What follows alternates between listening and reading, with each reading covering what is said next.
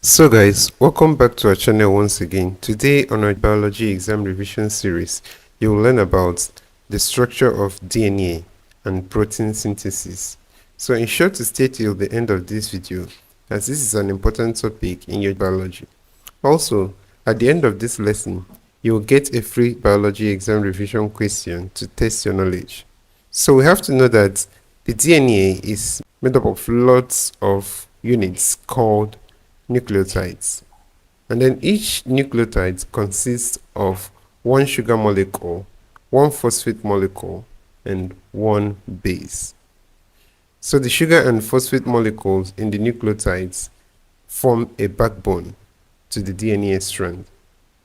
The sugar and phosphate molecules alternate, so one of four different bases, that's A, T, C, or G, joins to each other. Each base links to a base on the opposite strand in the helix. A always pairs up with T, and C pairs up with G. I always try to recall these by saying at CG. So this is called contemporary base pairing. It is the order of bases in a gene that decides the order of amino acids in a protein. Each amino acid is coded for by a sequence of 3 bases in the gene.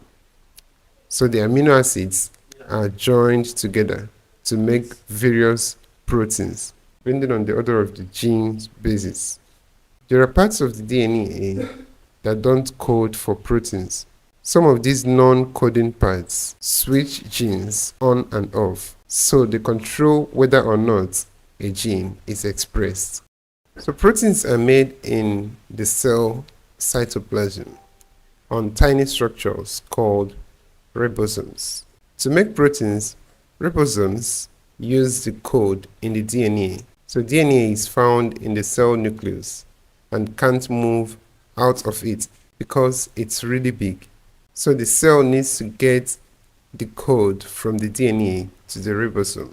This is done using a molecule called mRNA, which is made by copying the code from the DNA. The mRNA acts as a messenger between the DNA and the ribosome. It carries the code between the two. So the correct amino acids are brought to the ribosomes in the correct order by carrier molecules. So finally, when a chain of amino acids has been assembled, it folds into a unique shape which allows the protein to perform the task it's meant to do. So the proteins can be enzymes, can be hormones, or structural proteins. So the enzymes act as biological catalysts to speed up chemical reactions in the body. You can check out our videos on enzymes to know more about it. Hormones are used to carry messages around the body. So we also have a video on hormones. You can check out our biology playlist to get the video. Structural proteins are physically strong. An example is the collagen, which is a structural protein that strengthens connective tissue. So guys, here's a free biology practice question for you to test your knowledge on this lesson. Feel free to pause this video and try it out. So guys, we've come to the end of this video. If you are new to this channel, please ensure to join our Telegram channel using the link in the description of this video below to get instant updates and notifications for your exams.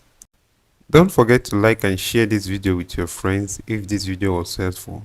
Also ensure to subscribe to our channel for more videos like this. Thank you.